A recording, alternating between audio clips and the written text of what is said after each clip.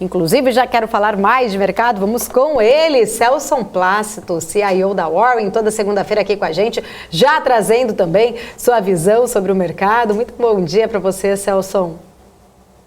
Bom dia, prazer estar aqui com vocês toda segunda-feira. Obrigada, Celson. Quero falar, claro, um pouco mais aqui do nosso Ibovespa, mas primeiro já queria começar a nossa conversa, falando um pouquinho sobre a Europa. Afinal, aí, é algo muito importante também, a interrupção desse fornecimento de gás da Rússia por um tempo indeterminado, tem pressionado muito, os mercados como um todo. A gente falou bastante na semana passada dessa inflação forte lá no bloco, como, principalmente destacamos muito a Alemanha, trazendo aí a maior inflação de quase 5 décadas. O ministro da Economia da Finlândia disse aí também, que isso tem trazido os ingredientes para uma espécie ali de Lehman Brothers da indústria de energia. Queria a sua visão, qual o potencial crítico dessa crise energética na Europa e as consequências, para o resto do mundo? A gente está falando algo que era esperado, O Putin está cumprindo aquilo que ele falou.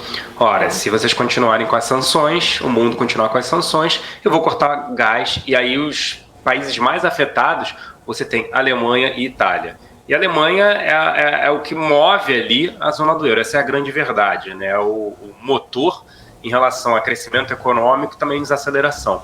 Então o gás hoje subindo 30%, a gente já viu o PPI, o preço ao produtor, a inflação ao produtor na zona do euro subindo 37% ano contra ano, e isso vai para consumo, não adianta. A gente viu o próprio Macron falando para o Carrefour não repassar preços, ou seja, tabelando preços por 100 dias. Então é uma situação de inflação em elevação, já vários governos falando, vai ser o pior inverno que a zona do euro vai viver, porque você tem a utilização da parte de calefação do gás, e a gente está vendo ali o gasoduto da Gazprom, o Nord Stream número 1, sendo, vai voltar, estava planejado voltar no final de semana, mas não voltou e não tem nenhuma expectativa, como você bem citou, em relação a isso. Então desaceleração econômica forte, uma inflação elevada por lá, e aí você tem inflação de alimentos, inflação de energia como um todo, ou seja, a gente sempre destaca aqui, a pior situação hoje é da Europa. Então, mesmo que o Banco Central Europeu, que tem reunião essa semana, eleve juros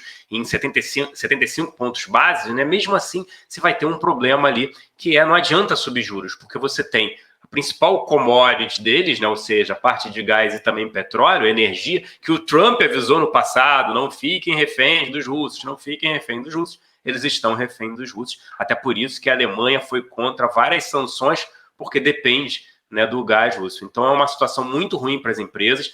A Finlândia, a Suécia, a própria Alemanha já falaram em ajuda de bilhões de euros para essas empresas, para tentar evitar um colapso em relação às empresas de energia desses países, dessa zona do euro. Então é um problema sério, um problema grave, que a gente já vinha destacando. A Europa como um todo acaba não crescendo por muito tempo, não tem, a maioria da população tem poucos filhos, a parte do crescimento demográfico, a gente vê vários países, Itália, por exemplo, em algumas ilhas pagando para as pessoas irem para lá, Portugal querendo mão de obra qualificada também, ou seja, tem um problema de crescimento populacional, crescimento econômico, e a gente vê só a Europa sofrendo por medidas, até por medidas erradas. É impressionante como os países ali ficam reféns, Você é refém principalmente da Alemanha, os países menores. O FMI já vem falando, olha, a dívida desses países, cuidado com os países ali menores. Então é um problema sério que a Europa vive, e aí até descola um pouco, o Reino Unido se descolando, as empresas por lá, a bolsa por lá subindo na contramão dos mercados da zona do euro, porque ela é beneficiada com o preço do petróleo maior, a British Petroleum, por exemplo, mas na Europa não, porque você tem essa grande preocupação com uma recessão e com uma inflação mais elevada, como você bem citou, nas últimas 5 décadas. Como é que resolve esse problema aí no curto prazo? A dependência da Rússia, e aí vai ser difícil. Como é que você tira as sanções, que são sanções feitas por Estados Unidos e outros países assim do Ocidente, para beneficiar, para ajudar a zona do euro? Então é uma situação bem complicada para a Europa. falando da Europa, né? Você comentou que Reino Unido está descolado. A gente mostrou mais cedo que a Liz Truss, que foi eleita ali para ser a nova primeira-ministra, promete um plano ousado para cortar impostos. Ela que tem esse grande desafio, apesar do Reino Unido não estar mais na União Europeia, porém também enfrenta ali grande inflação, uma crise econômica por conta de falta de gás também, né? E ela pretende então cortar impostos, disse que vai abordar os preços crescentes ali da energia que estão provocando uma crise de custo de vida no país, mas ela não deu detalhes exatamente sobre o que os planos vão envolver, né? Ao longo da campanha, inclusive contra ali o seu opositor, Rishi Sunak, pressionaram ela a detalhar seus próximos passos, né, para saber exatamente o que ela faria, né? Ela que, segundo analistas, ela segue até passos de Margaret Thatcher em relação a esse corte de impostos. Você acredita que isso iria equilibrar a economia do Reino Unido? Seria uma solução? O Boris Johnson até já citou que ela tem um plano certo, né? Mas a gente não sabe qual é o plano. Mas só dela ser fã da Dama de Ferro, da Margaret Thatcher, eu diria que foram 2 ícones, né, do Reino Unido. Winston Churchill e Margaret Thatcher. Então, Margaret Thatcher conseguiu bater com os sindicatos, já toda essa parte ela fez, né? Ela gerou um problema que era vivido pelo Reino Unido muito grande em relação a crescimento econômico, produção, produtividade, e ela conseguiu resolver. Então, eu diria que é um grande ícone. Espero que ela siga isso. É óbvio que tem as pressões populares, mas eu espero que ela siga isso. Você tem o que a gente está vivendo no Brasil, né? Olhando relativamente, falando sobre isso. Aqui o crescimento econômico sendo revisado para cima, juros atingiram o seu pico, provavelmente a gente vai ver queda de juros no ano que vem, quiçá poderia ser até final desse ano, mas inflação baixa com redução de impostos, e mesmo assim o Estado arrecadando. Então essa preocupação de redução de impostos, redução do tamanho do Estado é bem positivo. Se vai dar certo, acredito que a economia do Reino Unido é muito mais dinâmica da zona do euro. A zona do euro você tem que combinar com vários países, né? Então acho sim que pode dar certo, desde que ela não se envolva. O Boris Johnson se envolveu em muitos escândalos, né? Era uma pessoa que acabou gerando esses problemas, sim. Mas acho que pode ser, sim, pelo menos o mercado está dando um voto de confiança para ela hoje. E, como eu citei, né? Como você mesmo falou, se ela segue os passos da Margaret Thatcher, tem tudo para dar certo, sim.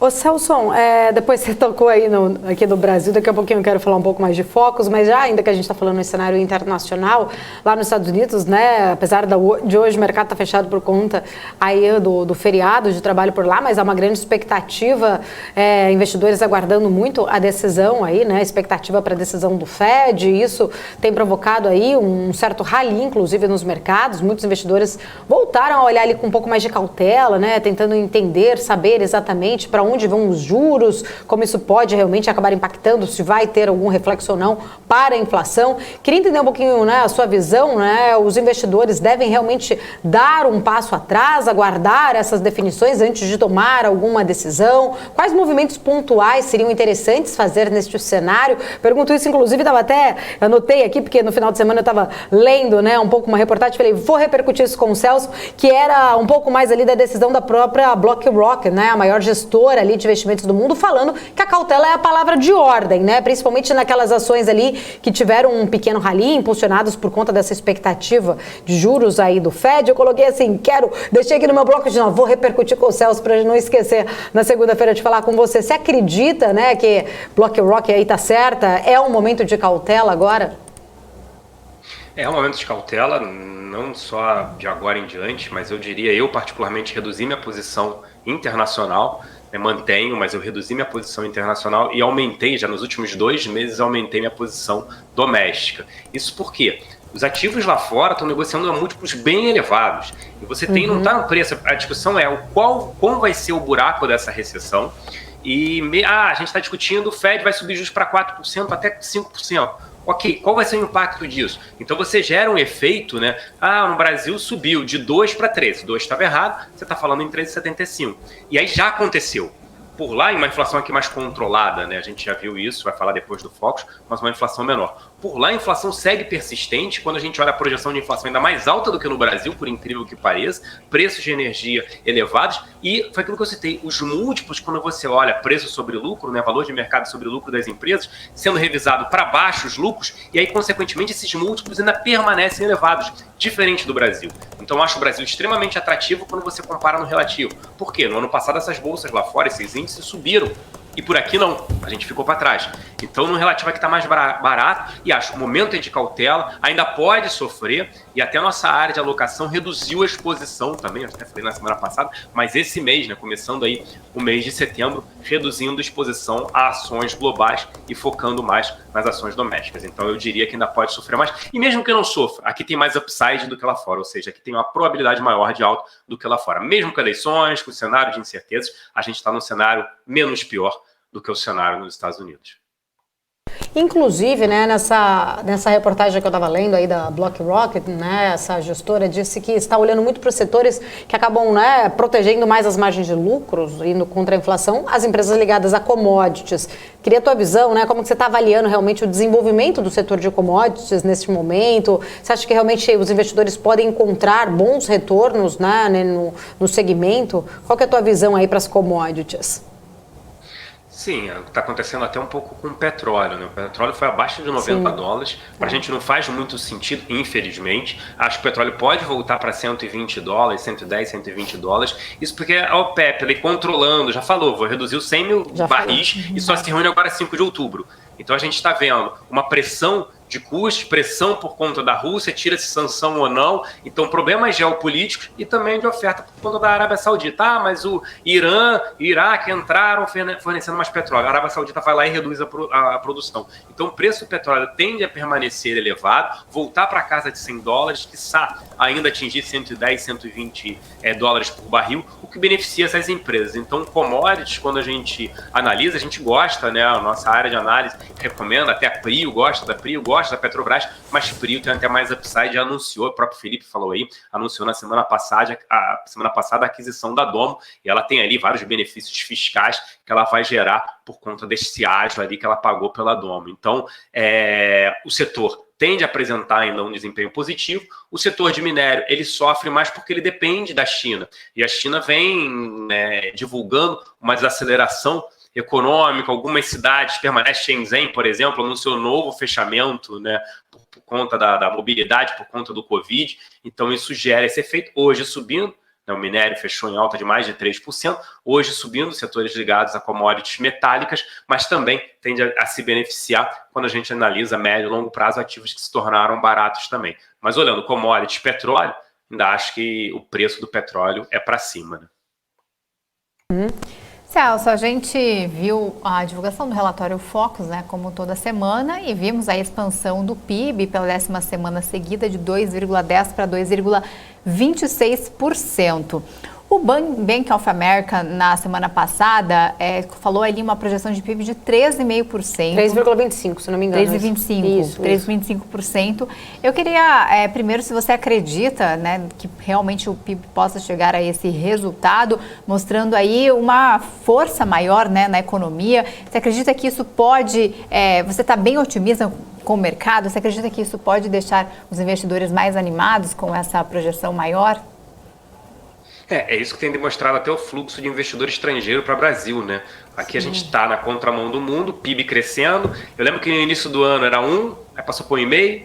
Será que chega a 2? Aí agora 2, já entregou mais de 2, entregou 3,2%, né? Olhando o último trimestre, fechamento de julho. E aí quando a gente olha, o crescimento tende assim superar 3% esse ano, o que é extremamente positivo, né, para a atração de investimento. E aí você tem algo que você carrega para o ano seguinte. Quando você tem um crescimento maior para esse ano, o contratado não desacelera no primeiro momento. Então as projeções do Focus para o ano que vem também começaram a melhorar. Tanto inflação para baixo, quanto crescimento econômico também para cima. E aí a discussão é o auxílio emergencial que a gente citou, acesso ao próprio saque do emergencial do FGTS, e aí os dois principais candidatos, tanto Lula quanto Bolsonaro, falando da manutenção desse montante em R$600, isso injeta dinheiro na economia, e é primordial, com a inflação menor, sobra mais renda, a população consome mais. tem esse viés também positivo. Então, esses dois fatores são inflação menor, com mais dinheiro circulando e renda sobrando, né? Você gera esse efeito também de consumo e é positivo. Parte de exportações também para o Brasil, apesar de que, olhando a última divulgação, né, a balança ficou mais importação do que exportação. Isso demonstra, sim, uma desindustrialização do Brasil, infelizmente, né, ocasionada desde a época, né, do governo da ex-presidente Dilma, mas tem também outro lado que é para a gente melhorar isso, para a gente conseguir exportar, principalmente analisando o agronegócio, com o dólar ainda na casa de R$5. Mas vejo, sim, um PIB provavelmente superando esses 3%, como foi a divulgação na semana passada em relação ao trimestre, ao último trimestre, então 3,2%. Então essas revisões todas serão para cima, é o que a gente vai ver em relação ao PIB desse ano, e aí também joga um pouco isso para o ano que vem. O próprio Paulo Guedes, né, estava rindo e falando sobre isso, né? Tá todo mundo errando as projeções, e eu estou falando que vai crescer mais esse ano e o ano que vem. E aí ele acertou até porque tem mais números em relação a isso. O Campos Neto, que dá até entrevista hoje, ele falando também um pouco sobre isso, né? Grande preocupação, é óbvio, é o fiscal. Esse é um motivo de preocupação, mas quando a gente olha, tem números positivos. O próprio BNDES deve retornar 90 bilhões de reais e a dívida pública sobre PIB também caindo, o que é um PIB mais alto e uma dívida menor com o aumento da arrecadação por parte do governo federal. Já que você falou em BNDES, você sabe, né, Celson, eu sou dessas, né? Dá uma palavra, eu vou pegando gancho. Teve uma outra reportagem também que eu estava lendo no final de semana, que o BNDES está contratando e contactando os bancos para tentar vender 11% da Energisa. Queria entender um pouquinho da sua visão em relação a isso, né? E quais perspectivas aí, de repente, né? Isso pode acabar trazendo não só para o ativo, mas para o setor de energia como um todo. Eu acho muito bom, né? No fundo, na minha opinião, o BNDES deveria investir, acrescentar para as pequenas e microempresas, nem média e grande empresa. No passado, a gente teve a consolidação, né? Viraram quase que oligopólios no setor de proteína. A gente está falando da própria JBS, incentivando isso, né? As grandes empresas brasileiras. Não faz nenhum sentido, porque imagina o pequeno varejista, o pequeno comerciante, ele não tem acesso a crédito, e o BNDES deveria, sim, ser utilizado uma parte como até em Israel, uma parte, entre aspas, é dinheiro de fundo perdido a startups, a incentivar isso ao pequeno, ao empreendedor, e não o contrário, fornecer crédito para CSN, Vale, Petrobras, que tem acesso a crédito, não precisam de um banco de fomento. Se o nome é banco de fomento, de desenvolvimento, deveria se focar nas pequenas e médias empresas, nas menores empresas. Então, uma redução na Energisa faz todo sentido, gera liquidez para o mercado, tem uma participação relevante na companhia, e tem que focar nessas pequenas e menores empresas. Ele não precisa ser sócio. Sim, oferecer crédito, óbvio, crédito com cuidado, uma análise em relação a isso, mas para um crescimento econômico, focar nas pequenas e médias empresas e microempresas também. O crédito para esse microempreendedor tem uma dificuldade enorme de acessar um banco. Eu entendo que a análise de crédito é difícil, tudo isso, mas o BNDES, na minha opinião, deveria ser utilizado como banco de fomento em relação a isso. Para o setor elétrico, excelente. O setor elétrico hoje andando novamente, andando bem, é um setor de proteção, essa é a grande verdade, mas a gente vê melhora no consumo de energia por conta de crescimento de PIB. Então tem um crescimento ali também contratado para isso. Então eu vejo um cenário diferente lá de fora, que a Alemanha teve que ligar usinas térmicas a carvão. A gente tem aqui agora a bandeira verde, a parte de hidrelétrica indo bem, energia solar também, e foram desligadas as térmicas por aqui. Então a gente não sofre esse efeito. É óbvio, tem outro lado, o Brasil não pode crescer muito se não falta energia. Mas eu acho que com a própria desestatização da Eletrobras, a gente vai ver ali um foco maior nessa geração de energia e um preço mais baixo também. Então acho extremamente interessante isso, e essa redução, né, do tamanho do Estado também na economia com a venda das ações da Energisa. Um outro ponto que você estava falando agora há pouco, né? Você falou desse cenário, dessa inflação nossa, dessa perspectiva de crescimento. Aí você trouxe esse gancho agora do BNDES em ter, né? Poderia ter essa possibilidade de ajudar os menores, os pequenos, né? Principalmente do varejo. Eu queria entender um pouquinho da sua visão para varejo, porque esse segundo semestre tem várias coisas que podem acabar impulsionando, né? Temos Black Friday, temos Copa do Mundo, né, que ficou para esse segundo semestre, Natal, Dia das Crianças, enfim, eleição também, que acaba movimentando muito também a parte do varejo ali, né, principalmente aquelas empresas que fazem muitos brindes, enfim, né, dos candidatos, mas a gente tem vários pontos importantes aí para, né, a movimentação do varejo nesse segundo semestre, nessa reta final, vamos falar aí quase o último trimestre do ano. Queria entender um pouquinho da sua visão para o varejo, né? Como que você está olhando especificamente? Será que a soma desses eventos todos vão ser realmente aí somados com esse auxílio, né, que já está disponível aí, vão ser suficientes aí para um bom resultado, de repente, para as companhias do varejo para esse último trimestre de 2022? O varejo na Copa do Mundo, eu lembro que quando analisava a fundo o varejo, o consumo, se beneficiava da parte de eletrônicos e principalmente a troca de TVs. No Brasil você tem uma troca de TVs grande, um movimento de troca de TVs grande por conta de Copa do Mundo. Pô, eu tenho a televisão pequena, eu quero assistir a televisão a Copa numa televisão grande, isso acontece. Vai ser novembro para dezembro, mas isso acontece, tende a beneficiar. O grande problema do varejo é que as empresas grandes sofrem menos, aquilo que a gente fala por conta da pandemia, de todo esse processo, está mais caro o crédito. Então, o parcelamento tem juros elevados.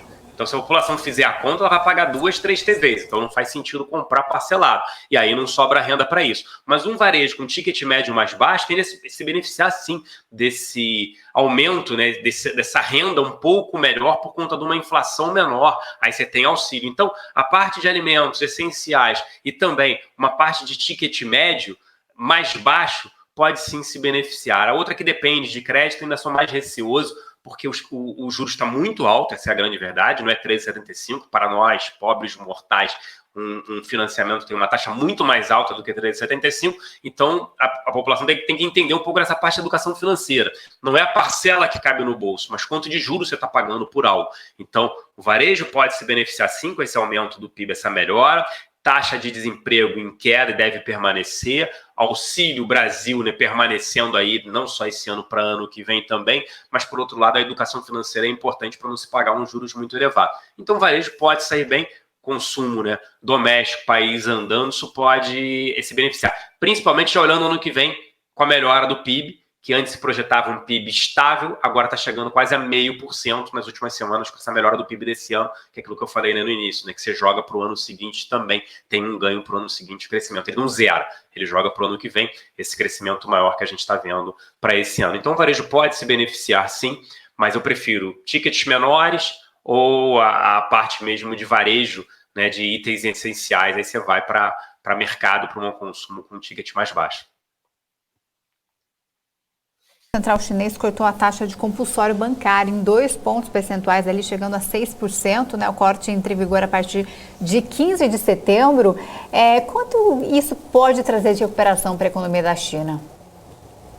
A China me preocupa muito até pelos dados, né? Muito interessante quando você olha, PIB é um reloginho que sobe, diminui, não tem uma volatilidade. Então, a primeira coisa, eu tenho receio sobre o que eles divulgam. Segundo, o setor imobiliário tem um problema muito sério, que a gente está falando até da Evergrande, empresas quebrando e eles injetando dinheiro na economia.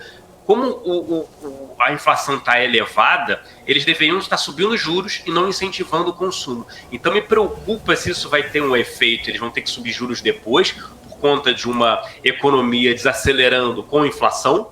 O dever de casa ali não está sendo bem feito, essa é a grande verdade. A gente viu aqui que o Banco Central Brasileiro fez o dever de casa e ele está funcionando.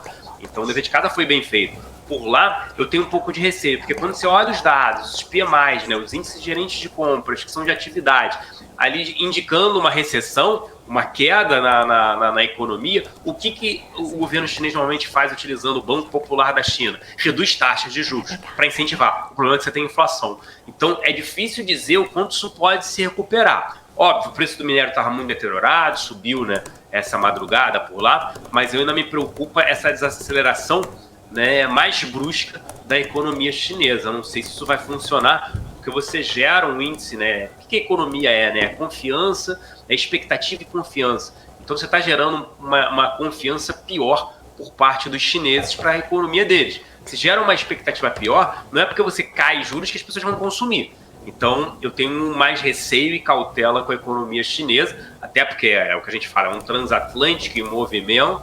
Então eu não sei se isso vai surtir o efeito desejado por eles. Eu tenho mais dúvidas do que certezas em relação à economia chinesa e uma melhora por lá. Celso, já que você tocou nessa questão aí, desse parêntese também em relação ao setor imobiliário, que a gente tem falado muito, né, sobre a crise da Evergrande, em contrapartida aqui no Brasil, eu vi aí um resultado, né, da Brookfield aí, colocando realmente, foi uma disparada aí, diz que gastou 7,7 bi de compra de 16 prédios, né, de escritórios, retomando, na verdade, aí, né, o investimento, acreditando principalmente depois do período da pandemia, né, de uma vacância muito grande, Brookfield aí apostando bastante, desembolsando esse valor aí para a compra de vários edifícios para tratar novamente dessa recuperação do setor aqui no Brasil. Como que você está olhando o setor da construção, né? A gente trouxe aí o Focus, mantendo a taxa perspectiva para uma Selic em 13,75 esse ano, aumentou um pouquinho para o ano que vem, 11,25 se eu não me engano, se eu não estiver enganada, mas a gente sabe que a Selic está muito atrelada também ao financiamento ali de imóveis como um todo, mas como que você vê, né, a parte do setor imobiliário aqui no Brasil? Essa taxa, quando a gente olha, né, mas subiu 11,25 para o ano que vem. O financiamento imobiliário médio no Brasil é de 18 anos, então a taxa é muito menor, porque você não pode jogar uma taxa 3,75 e jogar ela. O grande receio no Brasil, eu brinco que você aplica em pós-fixados, mas quando você investe via pós-fixados, inflação, mas quando você pegar um crédito imobiliário, você faz um pré-fixado normalmente, com uma taxa menor. Chegou na pandemia taxas efetivas abaixo de 7%, extremamente interessantes, com uma Selic agora em 13,75%.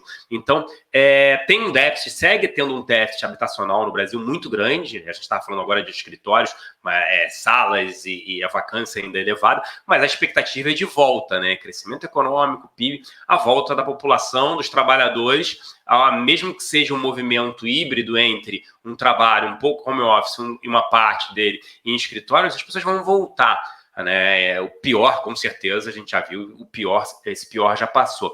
E a grande discussão peraí, mas ela investiu esse montante, né, a Brookfield, mas ela está esperando o quê? O retorno e o preço também pago. Então a gente viu, na pandemia, preços, quem não tinha liquidez, preços estavam extremamente interessantes. Imóveis, sejam eles residenciais e até comerciais também. E quando eu analiso, por exemplo, o mercado do Rio de salas comerciais, de escritórios, estavam preços interessantes e esses preços começaram a subir e reduziu-se a vacância absurdamente. As pessoas estão fazendo obra para voltar a trabalhar. Então, eu sou um pouco cético ainda com o setor, né? Tudo isso para dizer, mas eu sou um pouco cético. Eu vejo uma melhora, mas eu sou um pouco cético com o setor de imobiliário.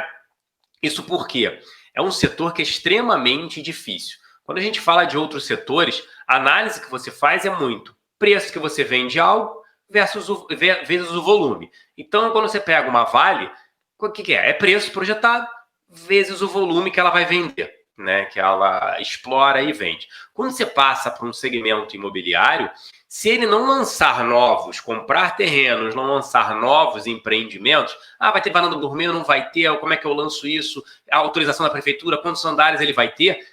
A empresa acaba, porque ela é feita de quê? Ela tem que procurar novos terrenos, lançar. Então ela tem uma dificuldade entre aumentar a sua escala, porque não é algo escalável, é algo específico de cada mercado, cada praça que ela atua, uma praça pode ir bem, a outra não, como é que ela compra um terreno, fluxo de caixa dela, quanto tempo ela fica com aquele terreno, até, mas ela pode fazer por permuta, troca por imóveis depois que estiverem prontos. Então eu sou um pouco cético em relação ao setor imobiliário, né? Óbvio, tudo depende do preço. Acho que pode ter uma melhora, porque você chegou no pico de juros e agora em queda com crescimento econômico. Ainda tem um estímulo para financiamento imobiliário, principalmente quando a gente fala, né, da Casa Verde e Amarela, se não me engano, esse seria o programa do governo, que aí você tem o pagamento sobre isso e juros também menores e ativando esse déficit habitacional. Mas eu sou cético porque as empresas precisam sempre buscar terrenos, como é que eu cresço, como é que eu mantenho o crescimento do passado.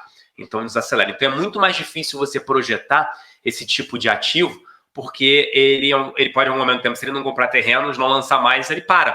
E aí você tem um ciclo longo entre encontrar um terreno, comprar, né, vender, se a ideia é que você venda 30% no lançamento, 40% durante a obra e 30% na entrega das chaves. Então você tem um ciclo ali longo de 4, 5, 6 anos. E aí é difícil programar isso quando você fala em eleições e tudo mais. É um setor que está com preços atrativos, mas, dito tudo isso, eu tenho um pouco de ceticismo por conta dessa dificuldade na projeção, né, olhando o futuro, mesmo que seja 4, 5, 6 anos, para o setor. Pode se beneficiar, mas eu tenho um pouco de receio por conta disso. Tá certo. Celso, você sabe, eu ficaria aqui fazendo outras e outras perguntas, vou respeitar a sua agenda.